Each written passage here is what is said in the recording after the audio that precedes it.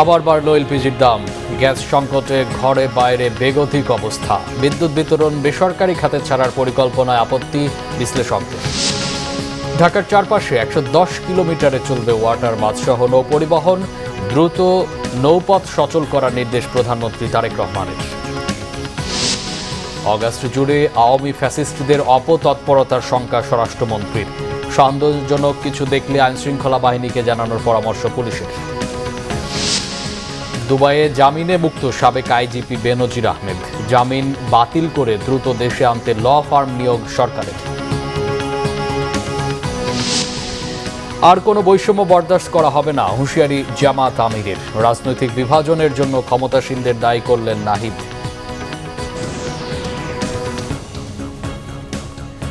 দেখছিলেন সংবাদ শিরোনাম। ভোক্তা পর্যায়ে গৃহস্থালিতে বহুল ব্যবহৃত 12 কেজি এলপিজি সিলিন্ডারের দাম 70 টাকা বাড়িয়েছে Bangladesh energy regulatory commission BERC.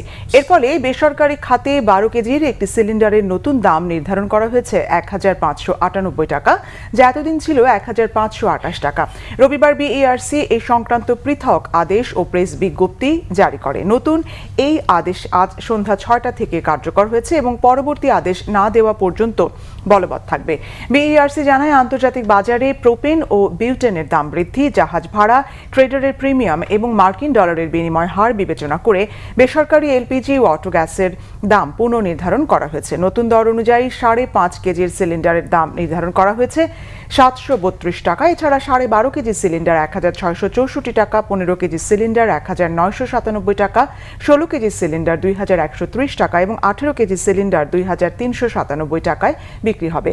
Cylinder গ্যাসের পাশাপাশি রেটিকুলেটেড ও অটো গ্যাসের দামও বাড়ানো হয়েছে। গ্যাস সংকটে একদিকে সিএনজি স্টেশনগুলোতে দীর্ঘ অপেক্ষা, অন্যদিকে বাসাবাড়িতে জ্বলছে না চুলা। সব মিলিয়ে অবস্থা বেগতিক। কোথাও ঘন্টার পর ঘন্টা লাইনে দাঁড়িয়ে মিলছে না পর্যাপ্ত গ্যাস। আবার গ্যাসের স্বল্প চাপে রান্না নিয়ে ভোগান্তিতে রাজধানীর অধিকাংশ এলাকার বাসিন্দা। তবে আগামী 2-1 দিনের মধ্যেই এই সমস্যার সমাধান হতে পারে বলে আশাবাদী সিএনজি সংশ্লিষ্টরা। মিসবাহ রহমানের রিপোর্ট। সিএনজি স্টেশনে দীর্ঘ লাইন থেকে শুরু করে বাসাবাড়ির গ্যাসের সংকটের প্রভাব এখন ছড়িয়ে পড়েছে জনজীবনের বিভিন্ন স্তরে। সরবরাহ স্বাভাবিক না হলেই ভোগান্তি আরও দীর্ঘায়িত হওয়ার আশঙ্কা। গ্যাস নিতে দীর্ঘ লাইন, একটি গাড়ি স্টেশনে ঢুকতেই অপেক্ষা করতে হচ্ছে ঘন্টার পর ঘন্টা। কোথাও আবার গ্যাসের চাপ এতটাই কম যে এতে স্বাভাবিকভাবে সিএনজি সরবরাহ করা যাচ্ছে না। 4 ঘন্টা 10 মিনিট হয়েছে, আমার গ্যাস ঢুকে 2500 টাকার, গ্যাস ঢুকতে আছে অনলি 700 টাকার। এটা আমি কয় কিলোমিটার গাড়ি ছিলাম বলেন ভাই? 12টা বাজে 300 টাকার গ্যাস পাইছি। আমার গাড়িতে 700 টাকার গ্যাস লোড করা যায়, 300 টাকার গ্যাস পাইছি। কালকে আবার গ্যাস নিতে হবে। আমাদের 8 ঘন্টা ডিউটি, এখন আমাদের 13 ঘন্টা করতে হয়, কারণ গ্যাসের জন্য 5 ঘন্টা আমাদের বেশি খাটতে হয়। তো এই সব সমাধান শেষ না হলে তো আমরা চলতে পারতাছি না। পর্যাপ্ত গ্যাস না পেয়ে আর ঘন্টার পর ঘন্টা লাইনে দাঁড়িয়ে জীবন যেন দুর্বিষহ হয়ে গেছে ভাড়ার গাড়ি চালকদের। আমরা কেমনে চলি? মালিক ধর জমা কম নেয় না, বিশাল সমস্যা আছে। আমরা অনেক কষ্ট দিন যাইতেছে, মানে এটা বলার মতন না। ফ্যামিলি চালাতে মানে আমি এই মাসে ঘর ভাড়া এখনো জোগাড় করতে পারি না, 5 তারিখে ঘর ভাড়া দিতে হবে, এই পরিস্থিতিতে আছি। গ্যাস সংকটের সরাসরি প্রভাব পড়ছে বাসা বাড়িতেও। দিনের গুরুত্বপূর্ণ সময়ে বন্ধ থাকে রান্নার চুলা, রান্নার কাজ ব্যাহত হয়, বাড়তি ভোগান্তিতে নগরবাসী। গ্যাসের এই দীর্ঘ সংকটে যেমন পর্যাপ্ত গ্যাস সরবরাহ করতে পারছে না সিএনজি স্টেশনগুলো, তেমনি বড় অঙ্কের ক্ষতির মুখে পড়েছেন তারা। 3টা কম্প্রেসার এটা ফুল টাইম চলতেছে, কিন্তু কোনো রেজাল্ট আসতেছে না। কারণ একটা যদি বন্ধ করি তাহলে দেখা যাবে যে এক গাড়িতে যেখানে 200 টাকা ঢুকতেছে ওখানে 50 টাকা ঢুকবে। আমরা সাপোর্ট দিয়ে যাচ্ছি, কিন্তু আমাদের ক্ষতিগ্রস্ত হচ্ছে, প্রচণ্ডভাবে ক্ষতিগ্রস্ত হচ্ছে ইলেকট্রিক বিলের কারণে। আমাদের যদি 3 ভাগের 1 ভাগ সেল হয়, আমরা যে কমিশন পাই সেই কমিশন দিয়ে আমাদের ইলেকট্রিক বিলের দায় মেটানোর কোনোভাবেই সম্ভব না। গ্যাস সংকটের স্থায়ী সমাধানে দেশে গ্যাসের উৎপাদন বাড়ানোর পাশাপাশি এলএনজি সরবরাহ ব্যবস্থা বাড়ানোর দাবি সাধারণ মানুষের। মিসবাহ রহমান, বাংলাভিশন, ঢাকা। বিদ্যুৎ বিতরণ ব্যবস্থা বেসরকারি খাতে ছেড়ে দেওয়ার সরকারের পরিকল্পনা ইতিবাচক নয় বলে মনে করেন বিশ্লেষকেরা। বিদ্যুৎ ও জ্বালানি বিশেষজ্ঞ শামসুল আলমের মতে, বিতরণ ব্যবস্থা বেসরকারি খাতে গেলে মনোপলি বাজার তৈরি হবে, খরচ বাড়বে নাগরিকদের। আর অর্থনীতিবিদ মাহফুজ কবির বলছেন, বিদ্যুৎ জ্বালানি খাতে শক্তিশালী নিয়ন্ত্রক সংস্থা না থাকায় নতুন সংকট তৈরি হবে। রিপোর্ট রিশান নাসরুল্লাহ। সরকারের তথ্য বলছে, বর্তমানে দেশের যৌথ কেন্দ্র ও আমদানি সহ প্রায় 60% বিদ্যুৎ আসে বেসরকারি খাত থেকে। উৎপাদিত বিদ্যুৎ দেশ জুড়ে বিতরণ করছে 6টি প্রতিষ্ঠান, কিন্তু বিদ্যুৎ উৎপাদন খরচের তুলনায় বিক্রয় মূল্য কম হওয়ায় এ খাতে ব্যাপক ভর্তুকি গুনতে হয় সরকারকে। এর সাথে লোকসান, বকেয়া ও সিস্টেম লস যুক্ত হয়ে প্রতি বছরই দেনা বাড়ছে সরকারের। এমন পরিস্থিতিতে বিতরণ ব্যবস্থাকে বেসরকারি খাতের অধীনে দিতে চাইছে সরকার। অর্থনীতির হিসাবে এ ধরনের পদক্ষেপ ইতিবাচক মনে হলেও তা দীর্ঘমেয়াদে বিপত্তির কারণ হতে পারে বলে মনে করছেন বিশ্লেষকরা। তাদের মতে এর ফলে বিদ্যুৎ খাত মাফিয়াদের হাতে চলে যেতে পারে।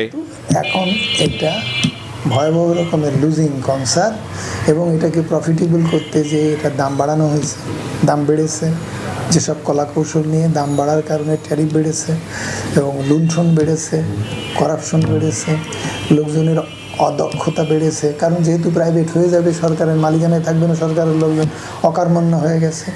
এই যে কনসিকুয়েন্সগুলো, অভিঘাতগুলো তৈরি হয়েছে, সেই অভিঘাতগুলো থেকে এখন সরকারকে বেরোনো অর্থ এই নয় যে আবার বেসরকারিকরণ করে দেওয়া, অর্থাৎ যা সরকারি আছে তার বেসরকারিকরণ করতে হয়, তাহলে আর সরকারের অস্তিত্ব থাকবে না। তো এখন যদি প্রাইভেটাইজের কথা বলি, তাহলে একটা দুটো কোম্পানি আসবে, তারাই কিন্তু নিজেরা ভাগ বটারা করে দেশের কিন্তু জনগণের উপরে এটা চিন্তাবাদের ভূতের মতো হবে। সুবিধাভোগী কোম্পানি আছে যারা এই যে এই সরকারের প্রভাবলের মধ্যে থেকে তারা কিন্তু বিপুল পরিমাণে হাজার হাজার কোটি টাকার মালিক হয়েছে, তারা এখন দেশের যে নাগরিক হিসেবে স্বীকার করতে চায় না। তো এই হচ্ছে বাস্তবতা, যে আমাদের দেশের দেশপ্রেমিক যদি ভালো কোম্পানি থাকতো, তাহলে সেক্ষেত্রে আমাদের এই প্রাইভেট সেক্টরে এখানে সাপ্লায়ার হিসেবে যদি আমরা তাদেরকে দেখতাম, তাহলে কিন্তু কোনো সমস্যা ছিল না। বরং তারা যেটা করে যে এই সরকারি বিভিন্ন রকমের সুবিধা আদায় করতে চায়, দেশের সেবা দিতে চায় না। বাংলাদেশ এনার্জি রেগুলেটরি কমিশন সহ বিদ্যুৎ জ্বালানি খাতের নিয়ন্ত্রণ সংস্থা শক্তিশালী নয় মন্তব্য করে তারা বলেন, ভোক্তাদের উপর দামের বোঝা চাপিয়ে দেবে বেসরকারি খাত।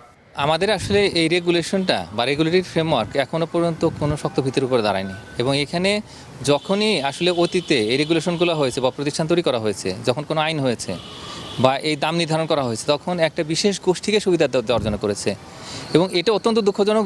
দেশের অর্থনীতির বিপুল পরিমাণে ক্ষতি হয়েছে। আমরা দেখেছি যে এই কুইক রেন্টাল, সেগুলোতে হাজার হাজার কোটি টাকা লুটপাট হয়েছে। সুবিধাবাদী চক্র যারা আছে, তো তাদের হাত থেকে কিভাবে দেশের এই বিদ্যুৎ জ্বালানি খাতটাকে দূরে রাখা যায়, তো সেটার জন্য খুবই শক্ত পলিসি দরকার। সরকারের বিল বকেয়া থাকতেছে, ঘাটতি থাকতেছে, সরকারের কিস্তি পরিশোধ করতে পারছে না।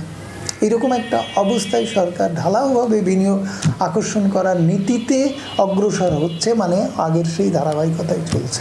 এখানে কোনো ট্রান্সফরমেশন, পলিসিগত ট্রান্সফরমেশন হয়নি। পলিসিগত ট্রান্সফরমেশন তো হতে হবে আরও উপর থেকে।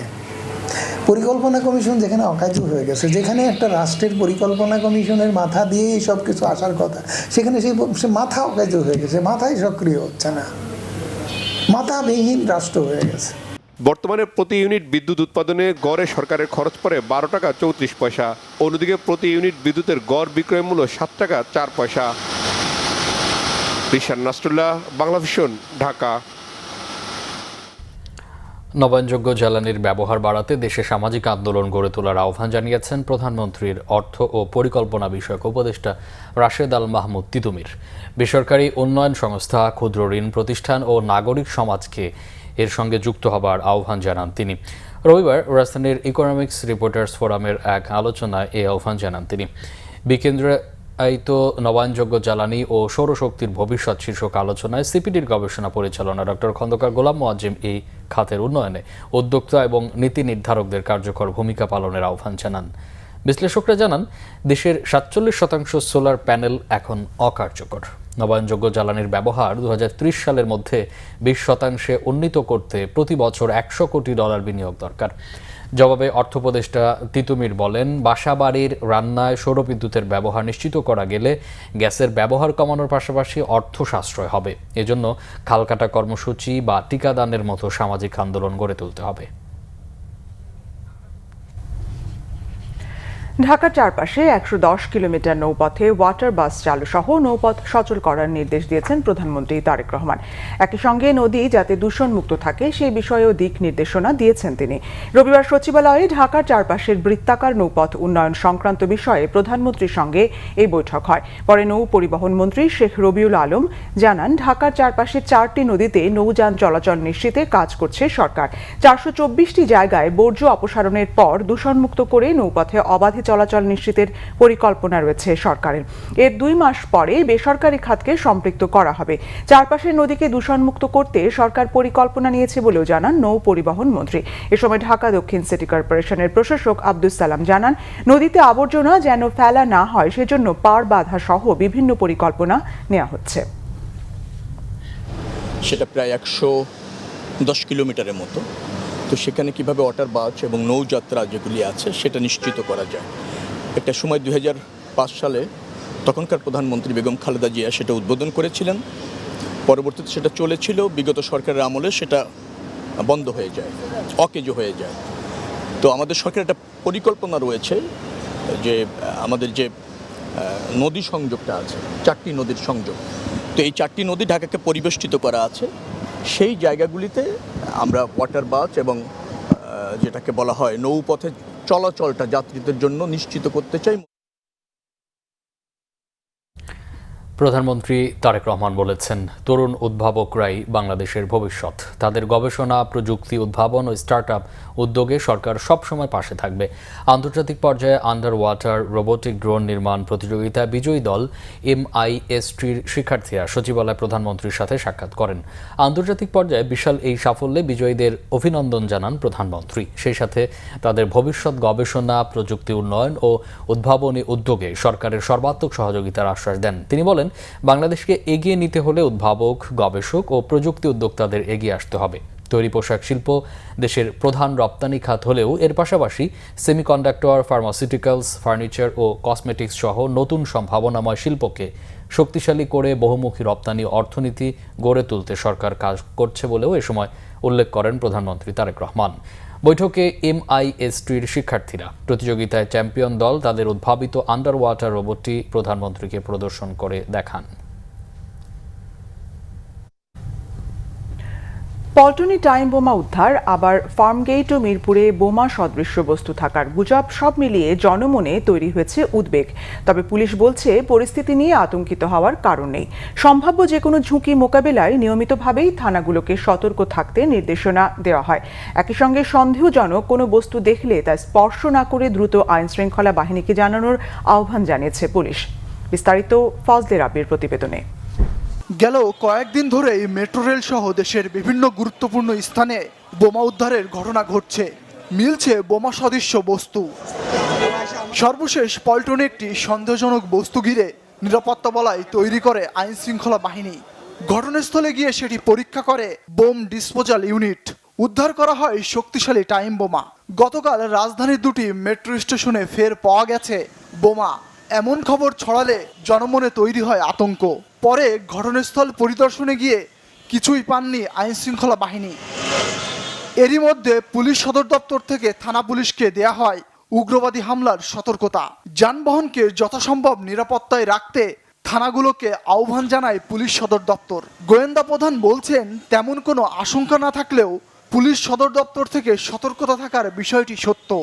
আমরা সবসময় সতর্ক থাকি, কাজে আমরা যেন ফিল্ডে বিচরণের ক্ষেত্রে আমরা যেন আরো একটু সতর্ক থাকি, এটাই ওনারা রিমাইন্ড করে দিচ্ছেন আমাদেরকে। আবার থানাগুলোতে আতঙ্কিত হওয়ার কোনো কারণ দেখছে না পুলিশ সদর দপ্তর। সবাইকে সতর্ক থাকার আহ্বান জানান এই পুলিশ কর্মকর্তা। কেউ যদি তার মতাদর্শ চাপাই দিতে চায় বা কোনো ধরনের সন্ত্রাসী কার্যক্রম করে, সেক্ষেত্রে আমরা সাথে সাথেই ব্যবস্থা নেই। পুলিশ সদর দপ্তর থেকে সবসময় অপারেশনাল কাজে নিয়মিত কিছু নির্দেশনা দেওয়া হয়। এই নির্দেশনাটা ওইরকম একটা নির্দেশনারই অংশ। এই কারণ হচ্ছে গিয়ে সবসময় আমরা সতর্কতা বা বিভিন্ন ধরনের নির্দেশনা দিই যাতে ফোর্স কাজে তৎপর থাকে এবং একটু সতর্ক থাকা হয়। ওই আলোকেই এই নির্দেশনা দেওয়া হয়েছে। এর আগেও বিভিন্ন সময় থানাগুলোকে সতর্ক থাকতে বলা হয় পুলিশ সদর দপ্তর থেকে। ফজলে রাব্বি, বাংলাভিশন, ঢাকা। অগাস্ট মাস জুড়ে আওয়ামী ফ্যাসিস্ট নানা ধরনের অপতৎপরতা চালাতে পারে, এ বিষয়ে সরকার সতর্ক আছে, এমন মন্তব্য করেছেন স্বরাষ্ট্রমন্ত্রী সালাউদ্দিন আহমদ।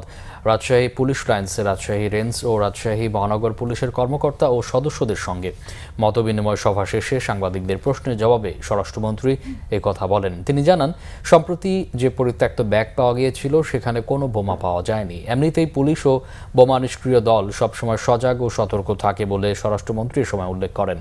এর আগে রাজশাহীর সারদায় বাংলাদেশ পুলিশ একাডেমিতে ২৭তম BCS পুলিশ ব্যাচ প্রথম পর্যায়ের প্রশিক্ষণ সমাপনী কুচকাওয়াজ অনুষ্ঠানে যোগ দেন স্বরাষ্ট্রমন্ত্রী।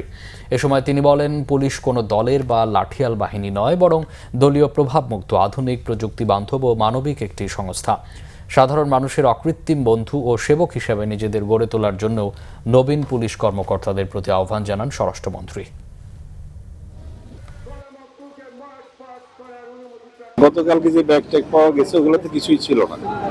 এর আগে একদিন একটা প্রেসার কুকারে জিনিস পাওয়া গেছে আশুলিয়াতে, সেটার বিষয়ে আমরা তদন্ত করতেছি, এর পিছনে কে থাকতে পারে। মতিঝিলে যেটা হচ্ছে ওটাও আলাদা তদন্ত হচ্ছে। বোম ডিসপোজাল ইউনিট 24 আওয়ার্স আমরা রেডি রাখি, কোথাও এরকম কোনো নাশকতার কোনো পরিকল্পনা কেউ করছে কিনা। তবে আমরা এখনো পর্যন্ত যেটা দেখেছি সেটা আমাদের এখনো বিপজ্জনক কোনো পরিস্থিতির ইঙ্গিত দেয় না। আওয়ামী ফ্যাসিবাদী গোষ্ঠী, যেটা নিষিদ্ধ ঘোষিত রাজনৈতিক গোষ্ঠী, তাদের বিভিন্ন কার্যক্রম আগস্ট মাসে পরিলক্ষিত হচ্ছে। তো সেই জন্য আমরা সবাইকে সতর্ক থাকতে বলেছি। সংযুক্ত আরব আমিরাতে জামিনে মুক্তি পেয়েছেন বাংলাদেশের সাবেক পুলিশ মহাপরিদর্শক বেনজির আহমেদ। গত ২৭ জুলাই সোমবার দুবাইয়ের একটি আদালত তার জামিন আবেদন মঞ্জুর করেন। প্রয়োজনীয় আইনি প্রক্রিয়া শেষে গত বৃহস্পতিবার কারামুক্ত হন তিনি। জানা গেছে, বেনজির জামিন পেলেও সংযুক্ত আরব আমিরাত ত্যাগ করতে পারবেন না তিনি। বাংলাদেশ সরকারের পক্ষ থেকে পাঠানো প্রত্যর্পণ সংক্রান্ত নথিপত্র এবং আইনি প্রক্রিয়া নিয়ে আদালতের উভয় পক্ষের শুনানি অনুষ্ঠিত হয়। পরে তাকে শর্ত সাপেক্ষে জামিন দেওয়ার সিদ্ধান্ত নেন বিচারক। তবে এই বিষয়ে আনুষ্ঠানিকভাবে দুবাই কর্তৃপক্ষের কোনো বক্তব্য পাওয়া যায়নি। সাংবাদিকদের এক প্রশ্নের জবাবে পররাষ্ট্র প্রতিমন্ত্রী শামা ওবায়েদ জানিয়েছেন, বেনজির আহমেদকে দেশে ফিরিয়ে নিয়ে এনে বিচারের মুখোমুখি করতে দুবাই সরকারের সঙ্গে যোগাযোগ অব্যাহত রয়েছে। এদিকে স্বরাষ্ট্রমন্ত্রী সালাউদ্দিন আহমদ জানিয়েছেন, বেনজিরের জামিন আদেশ বাতিলে দুবাইয়ে ল ফার্ম নিয়োগ করেছে সরকার।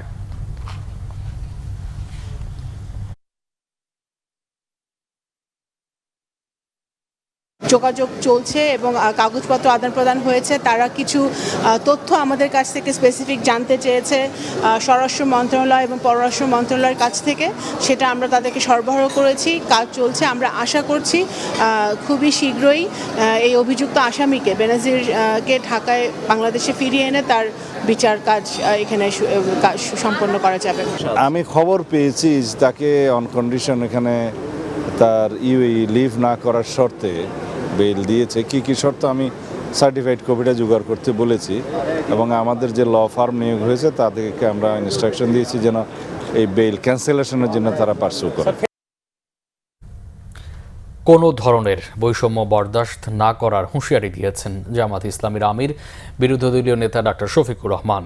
ক্ষমতায় গিয়ে বৈষম্যমূলক আচরণ করলে মাশুল দিতে হয় বলেও সতর্ক করেন তিনি। প্রধানমন্ত্রীর চারপাশের লোকেরা তাকে বিভ্রান্ত করে সর্বনাশের পথে নিয়ে যাচ্ছে বলে মন্তব্য করেছেন ১১ দলীয় জোটের শরিক এলডিপির চেয়ারম্যান অবসরপ্রাপ্ত কর্নেল অলি আহমেদ। রিপোর্ট ওমর ফারুকের।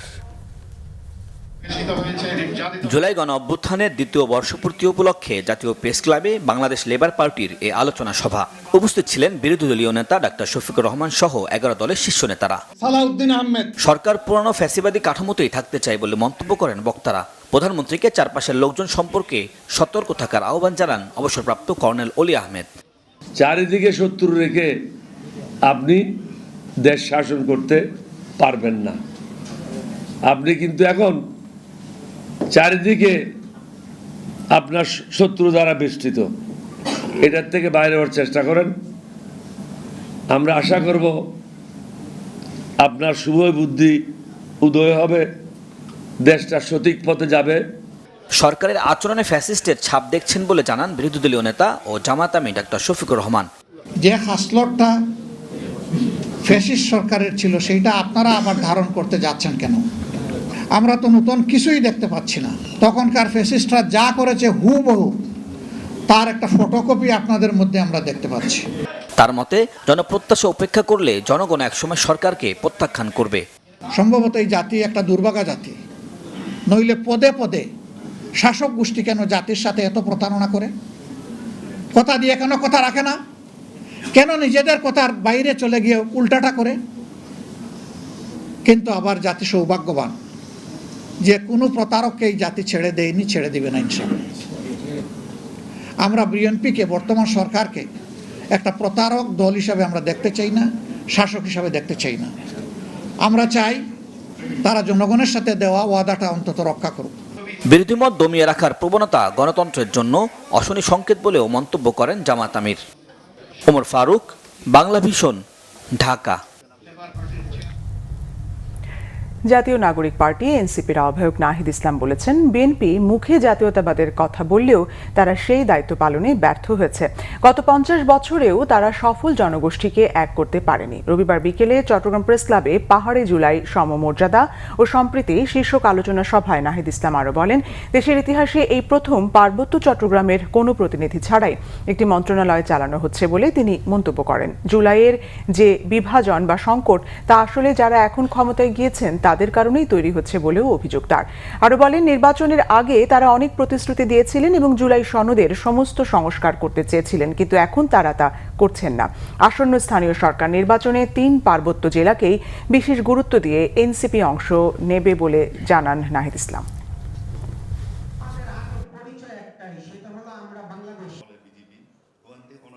যেরকম জুলাই সনদ নিয়ে এই সরকার প্রতারণা করেছে জনগণের সাথে, নির্বাচনের আগে অনেক কিছু বলতে হয়, এই জন্য তারা বলেছে জুলাই সনদে সাইন করেছে। একইভাবে প্রত্যেকটা কমিউনিটির কাছে, হিন্দুদের কাছে গিয়েও কিন্তু তারা মিথ্যাভাবে বলেছে যে তাদেরকে ভোট না দিলে তাদের কোনো নিরাপত্তা থাকবে না। তো দেখা গেছে সব সম্প্রদায়কে তারা ভোটের আগে এই দেশের রাজনৈতিক দলগুলো, প্রথাগত যে রাজনৈতিক দল, আওয়ামী লীগ এটা করেছে, বিএনপিও এটা করছে। এই প্রতিশ্রুতি ভঙ্গকারীদেরকে আপনারা চিনে রাখুন। এবং জাতীয় নাগরিক পার্টি এনসিপি আপনাদের কাছে প্রতিশ্রুতি, শুধু মৌখিকভাবে প্রতিশ্রুতি, আমরা কাজের মাধ্যমে এটা প্রমাণ করব। গাইবান্ধার গোবিন্দগঞ্জে উপজেলা স্বাস্থ্য কমপ্লেক্সে আকস্মিক পরিদর্শনে গিয়ে অব্যবস্থাপনা দেখে অসন্তুষ্টি প্রকাশ করেছেন স্বাস্থ্যমন্ত্রী সরদার মোহাম্মদ সাখাওয়াত হোসেন। এ সময় হাসপাতালে মজুদ থাকার পরও এক রোগীকে জলাতঙ্কের ভ্যাকসিন না দেওয়ায় এক মেডিকেল অ্যাসিস্ট্যান্টকে তাৎক্ষণিক সাময়িক বরখাস্তের নির্দেশ দেন মন্ত্রী। রবিবার সকাল 10টায় স্বাস্থ্যমন্ত্রী হঠাৎ করেই গোবিন্দগঞ্জ উপজেলা স্বাস্থ্য কমপ্লেক্স পরিদর্শনে যান। এ সময় তিনি জরুরি বিভাগ ঘুরে দেখেন এবং রোগীদের সঙ্গে কথা বলেন। স্বাস্থ্য কমপ্লেক্সের বেহাল দশা দেখে বিস্মিত হন মন্ত্রী। চিকিৎসাধীন এক বীর মুক্তিযোদ্ধার কাছে শোনেন হাসপাতালের নানা অব্যবস্থাপনা, দুর্নীতি, অনিয়ম, চিকিৎসক নার্সদের গাফিলতি সহ নানা অভিযোগ। পরিদর্শনকালে কুকুরে কামড়ানো এক রোগী স্বাস্থ্যমন্ত্রীর কাছে অভিযোগ করেন যে তাকে হাসপাতাল থেকে ভ্যাকসিন দেওয়া হয়নি। বিষয়টি জানার পর মন্ত্রী তাৎক্ষণিকভাবে উপজেলা স্বাস্থ্য ও পরিবার পরিকল্পনা কর্মকর্তার সঙ্গে ফোনে কথা বলেন। এ ঘটনায় অভিযুক্ত মেডিকেল অ্যাসিস্ট্যান্ট হেদায়েতুল ইসলাম চৌধুরীকে সাময়িক বরখাস্তের নির্দেশ দেন। এ সময় মন্ত্রী উপজেলা স্বাস্থ্য ও পরিবার পরিকল্পনা কর্মকর্তাকে সতর্ক করেন। এরপর মন্ত্রী স্থানীয় 2টি ক্লিনিক ও ডায়াগনস্টিক সেন্টার পরিদর্শন শেষে গাইবান্ধার পলাশবাড়ি হাসপাতাল পরিদর্শনে যান।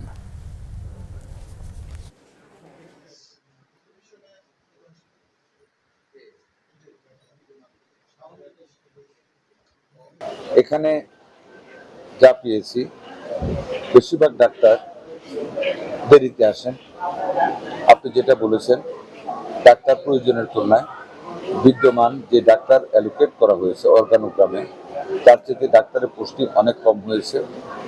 এটা আমি দেখেছি, আমি নোট করে নিলাম। ইরেগুলারিটিস আছে, এটা আমি নোট করে নিলাম।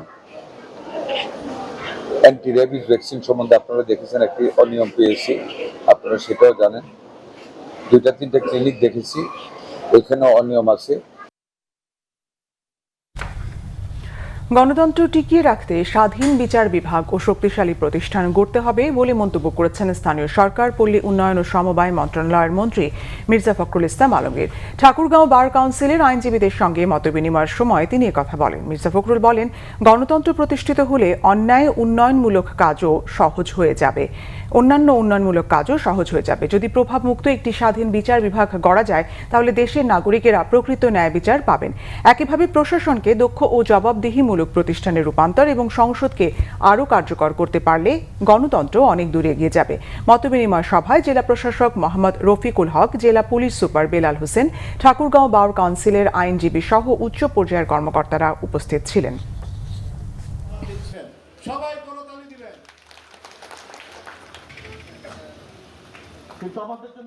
গণতন্ত্র যদি চলে, গণতন্ত্র যদি প্র্যাকটিস হয়, তাহলে আর বাকি সব কাজগুলো হয়ে যায়। আমরা যে প্রতিষ্ঠান তৈরি করতে পারি, জুডিশিয়ারি সত্যিকার অর্থে একটা ন্যায় বিচারের কোনো রকম আপনার প্রভাবমুক্ত একটা জুডিশিয়ারি যদি আমরা তৈরি করতে পারি, তাহলে আমাদের সাধারণ নাগরিকরা উপকৃত হবে। আমরা একটা প্রশাসনকে যদি দক্ষ প্রশাসন হিসেবে গড়ে তুলতে পারি তাহলে রাষ্ট্র উপকৃত হবে। স্বাধীনতা, ক্ষমতা ও দায়িত্ব একত্রিত করেই সরকার গণমাধ্যম কমিশন গঠন করবে বলে জানিয়েছেন তথ্য সম্প্রচার মন্ত্রী জহিরুদ্দিন স্বপন। রবিবার সকালে ঢাকা বিশ্ববিদ্যালয়ের গণযোগাযোগ ও সাংবাদিকতা বিভাগের ৬৪তম প্রতিষ্ঠাবার্ষিকীর অনুষ্ঠানে প্রধান অতিথির বক্তব্যে একথা বলেন তিনি। এ সময় বস্তুনিষ্ঠ সাংবাদিকতাই সাংবাদিকদের লক্ষ্য হওয়া জরুরি বলে মন্তব্য করেন জহিরুদ্দিন স্বপন। জানান, এআইয়ের এ যুগে অপতথ্য একটি বড় চ্যালেঞ্জ হয়ে দাঁড়িয়েছে, তবে সরকার অপতথ্য মোকাবেলায় কাজ করে যাচ্ছে বলেও জানান তথ্যমন্ত্রী। সেমিনারে বিশেষ অতিথির বক্তব্যে ঢাকা বিশ্ববিদ্যালয়ের উপাচার্য অধ্যাপক ডক্টর এবিএম ওবায়দুল ইসলাম বলেন, বস্তুনিষ্ঠ সাংবাদিকতা দেশ পরিবর্তনে ভূমিকা রাখতে পারে, তাই দেশকে দক্ষ ও সৃজনশীল সাংবাদিক তৈরির দিকে এগিয়ে নিতে হবে। অপতথ্য এখন সবচেয়ে বড় চ্যালেঞ্জ। অনেকেই একমত পোষণ করেন না, কিন্তু এটা আমরা মাঠে থাকতে গিয়ে বা ব্যবস্থাপনার দায়িত্বে থাকতে গিয়ে দেখছি যে অবশ্যই ফ্রিডম অফ জার্নালিজমটা একটা চ্যালেঞ্জ ছিল, আছে এখনো, কিন্তু তার চেয়ে তো অনেক বেশি জায়গা দখল করে ফেলেছে অপতথ্যের চ্যালেঞ্জ, বিকৃত তথ্যের চ্যালেঞ্জ। সাংবাদিক কমিশন, গণমাধ্যম কমিশন এটা আমরা করার কাজে হাত দিয়েছি। এটা খুব ধীরে সুস্থে এগোচ্ছে এই কারণেই যে এই ক্ষমতা এবং এই স্বাধীনতা সবই জানো, এবং এই দায়িত্ব, ক্ষমতা, স্বাধীনতা এবং এই দায়িত্ব, এই তিনটি কম্পোনেন্টকে অ্যাসেম্বল করেই আমরা একটা গণমাধ্যম কমিশন গঠন করতে চাচ্ছি। মুক্তিযুদ্ধ ও জুলাই গণ অভ্যুত্থানের মধ্য দিয়ে পাওয়া বাংলাদেশে অশালীন ভাষাকে প্রতিবাদের কণ্ঠস্বর হিসেবে প্রতিষ্ঠার চেষ্টা করা হচ্ছে বলে অভিযোগ করেছেন মুক্তিযুদ্ধ বিষয়ক প্রতিমন্ত্রী ইশরাক হোসেন।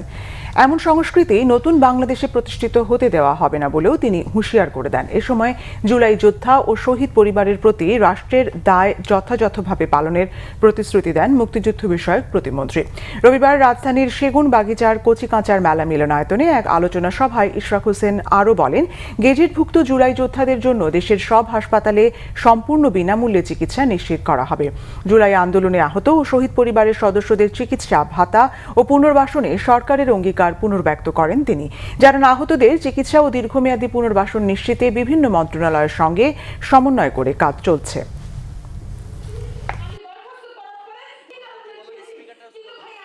আমরা একটা সভ্য দেশে পরিণত হতে চাই। ইদানিংকালে আপনারা লক্ষ্য করবেন যে কিছু অসভ্য ভাষা ব্যবহার করে কিছু ব্যক্তি তারা সেটাকে প্রতিবাদের কণ্ঠস্বর হিসেবে চালিয়ে দেওয়ার চেষ্টা করছে, সেটাকে প্রতিবাদ হিসেবে প্রতিষ্ঠা করার চেষ্টা করছে। কিন্তু এই অসভ্য এবং অশালীন কুরুচিপূর্ণ ভাষা ব্যবহার করাই কি ছিল নতুন বাংলাদেশের আমাদের আশা আকাঙ্ক্ষা? এই শিক্ষায় কি আমরা নিতে চেয়েছিলাম? সমালোচনা কেন করবেন না? 100,000 বার, কোটি বার সমালোচনা করেন। দুর্নীতি করলে দুর্নীতিবাজকে তাকে দুর্নীতিবাজ বলেন, কেউ চাঁদা উঠালে তাকে চাঁদাবাজ বলেন, কেউ খুন করলে তাকে খুনি বলেন। যেটা যার সমালোচনার প্রাপ্য সেই ভাষায় তাকে সমালোচনা করে। ধারালো ছুরি দিয়ে স্ত্রী ও শাশুড়িকে জবাই করে হত্যার পর নিজেই থানায় গিয়ে ধরা দিয়েছে হৃদয় নামে এক পিকআপ ভ্যান চালক। সঙ্গে ছিল তার 9 মাসের শিশু সন্তান। রবিবার সকাল 9টার দিকে কাঁঠাল বাগানের একটি ফ্ল্যাটে হত্যাকাণ্ডের ঘটনাটি ঘটে। আলামিন মসজিদের পাশের 5তলা ভবনের 5ম তলার ফ্ল্যাটে হত্যা করা হয় রাত্রি আর তার মা ফিরোজা বেগমকে। রাত্রির লাশ রুমে পড়ে থাকলেও হাসপাতালে নেওয়ার পর মৃত্যু হয় তার মা ফিরোজার। রাত্রির বাবা ফারুক আহমেদ জানান, তার মেয়ের জামাই বাসায় ঢুকেই এলোপাতাড়ি কুপিয়ে হত্যা করে তাদেরকে। ভ্যান চালক হৃদয় আগে থেকে নেশা করত, তা জানার পর মেয়ের ডিভোর্সও করিয়ে নেন ফারুক। তারপরে আবার হাতে পায়ে ধরে রাত্রিকে বিয়ে করে হৃদয়। এরপর থেকে নানাভাবে সে টাকার জন্য তার মেয়েকে চাপ দিয়ে আসছিল বলে অভিযোগ রাত্রির বাবার। কোনো শিক্ষিত তরুণ তরুণী ঘরে বেকার বসে থাকবে না। তাদের প্রশিক্ষিত করে দেশে বিদেশে কর্মসংস্থান নিশ্চিত করতে সরকার কাজ করছে, জানিয়েছেন যুব ও ক্রীড়া প্রতিমন্ত্রী আমিনুল হক। বগুড়ায় এআই প্রযুক্তির মাধ্যমে দক্ষতা উন্নয়ন শীর্ষক প্রকল্পের প্রশিক্ষণ কার্যক্রম উদ্বোধন করে কথা বলেন তিনি। অনুষ্ঠানে স্থানীয় সরকার প্রতিমন্ত্রী মীর শাহে আলম বলেন, এআই প্রযুক্তিতে পার্শ্ববর্তী দেশ এগিয়ে গেলেও বিগত সরকার পারেনি। আগামী 1.5 বছরে 1 কোটি মানুষের কর্মসংস্থান তৈরির চেষ্টা করছে সরকার। অনুষ্ঠানে বক্তব্য রাখেন জনপ্রশাসন প্রতিমন্ত্রী আব্দুল বারী ও বগুড়া সদর আসনের সংসদ সদস্য রেজাউল করিম বাদশা সহ অন্যান্যরা। দেশের 64 জেলায় বাছাইকৃত 1600 প্রশিক্ষণার্থী নিয়ে নিয়ে শুরু হয়েছে দক্ষতা উন্নয়ন প্রকল্পের এই প্রশিক্ষণ কার্যক্রম। এতে সফল ফ্রিল্যান্সার সহ প্রশিক্ষণার্থী তরুণীরা অংশ নেন।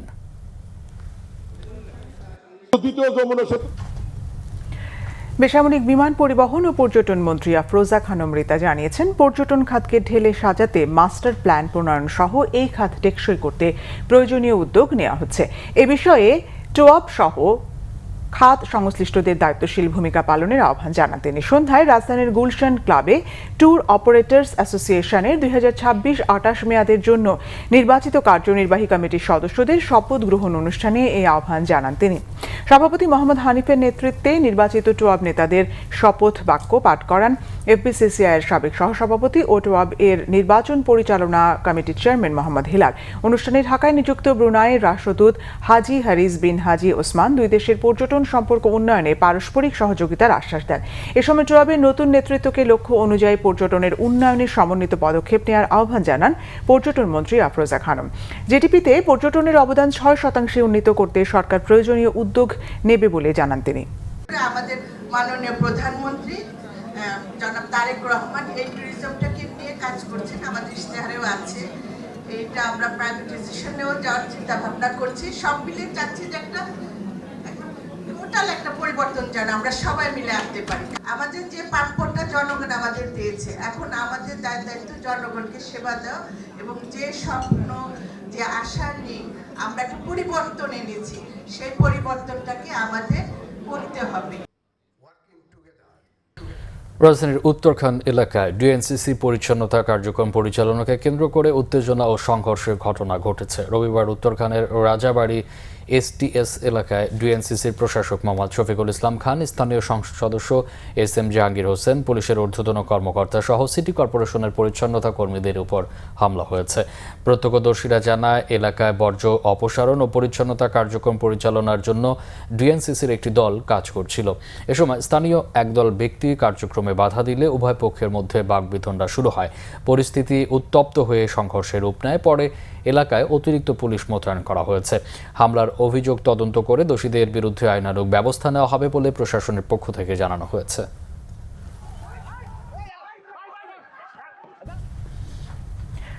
24-এর আন্দোলন পরবর্তী সময়ে কাঙ্ক্ষিত সংস্কার বাস্তবায়নে রাজনৈতিক অসহযোগিতা বড় বাধা ছিল। তবে এখন জুলাইয়ের কৃতিত্বের বিতর্ক নয়, বরং গণভোটের রায় বাস্তবায়নই সবচেয়ে গুরুত্বপূর্ণ বলে মন্তব্য করেছেন জাতীয় নাগরিক পার্টির মুখপাত্র আসিফ মাহমুদ সজীব ভূঁইয়া। রবিবার ঢাকা রিপোর্টার্স ইউনিটিতে এক আলোচনায় তিনি এসব কথা বলেন। জুলাই অভ্যুত্থানের দ্বিতীয় বার্ষিকী উপলক্ষে জুলাই অভ্যুত্থানের অবদান, বিতর্ক ও ব্যর্থতার দায় পর্যালোচনা নিয়ে এই আলোচনার আয়োজন করে আমার বাংলাদেশ পার্টি এবি পার্টি। সজীব ভূঁইয়া বলেন, রাজনৈতিক দলগুলোকে বিশ্বাস করাই অন্তর্বর্তী সরকারের বড় ভুল ছিল। বলেন, অন্তর্বর্তী সরকারের আরো কঠোর হওয়া দরকার ছিল, কিন্তু ব্যর্থ হয়েছে। অনুষ্ঠানে এবি পার্টির চেয়ারম্যান মুজিবুর রহমান মঞ্জু বলেন, রাষ্ট্র সংস্কারে যদি কোনো পরিবর্তন না আসে, তাহলে বর্তমান ও অন্তর্বর্তীকালীন সরকারকে মানুষ কাঠগড়ায় দাঁড় করাবে। তিনি বলেন, গত 2 বছরের সফলতার চেয়ে ব্যর্থতার পাল্লাই বেশি ভারী। এবার আরো কিছু খবর নিয়ে দেখুন একটি ডেস্ক রিপোর্ট। বিএনপির সিনিয়র যুগ্ম মহাসচিব অ্যাডভোকেট রুহুল কবির রিজভী বলেছেন, জনগণের সমস্যা সমাধানকে অগ্রাধিকার দিয়েই বিএনপি কাজ করছে। রাজশাহী বিশ্ববিদ্যালয়ের ছাত্রদলের আয়োজনে রক্তাক্ত জুলাই স্মরণ ও প্রত্যয় শীর্ষক আলোচনা সভায় একথা বলেন তিনি। প্রধানমন্ত্রীর উপদেষ্টা আরও বলেন, বিএনপি দলীয়করণে বিশ্বাস করে না, সবাইকে সাথে নিয়ে দেশ এগিয়ে নিতে চায়। এ সময় তিনি আরও বলেন, জামায়াতের মতো দলের সাথে জোট করে ঠিক করেনি এনসিপি।